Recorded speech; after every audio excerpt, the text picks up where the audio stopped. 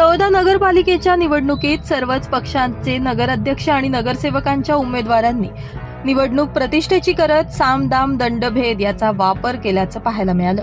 तळोदा नगरपालिकेच्या निवडणुकीत आजपर्यंत काँग्रेस प्रणित पॅनल, काँग्रेस विरुद्ध भाजप, शिवसेना युती अशाच पारंपरिक लढती पाहायला मिळाल्या आहेत। मात्र प्रथमच भाजप विरुद्ध शिवसेना आणि राष्ट्रवादी काँग्रेस तिघेही पक्ष जिद्दीला पेटलेले असल्याचं पाहायला मिळत आहे। यात भाजपकडून जितेंद्र सूर्यवंशी, राष्ट्रवादी अजित पवार गटाकडून भाग्यश्री योगेश चौधरी तर शिवसेना शिंदे गटाकडून हितेंद्र क्षत्रिय अशी तिरंगी लढत होत असून प्रत्येक प्रभागात नगरसेवक उमेदवारांनी देखील निवडणूक प्रतिष्ठित केल्यानं मतदार केंद्रावर देखील काही प्रमाणात दिवसभर कमी अधिक प्रमाणात तणाव पाहायला मिळतोय। यामुळे अनेकदा पोलिसांना मतदान केंद्रावर जाऊन परिस्थितीवर नियंत्रण आणावं लागतंय। यात अनेक वेळा शाब्दिक चकमकी पाहायला मिळाल्या।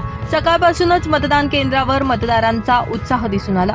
मतदान केंद्राच्या बाहेर उमेदवार प्रत्येक मतदाराला हात जोडताना मतदानासाठी आवाहन करताना दिसून आले।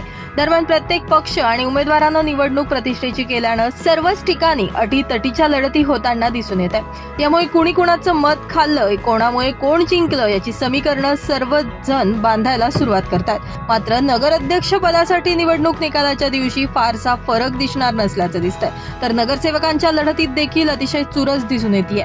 यामुळे त्या ठिकाणी देखील काही लढतींचा निकाल हा 100% लागण्याची शक्यता वर्तवली जाते। ब्युरो रिपोर्ट, आपला खबऱ्या न्यूज, तळोदा।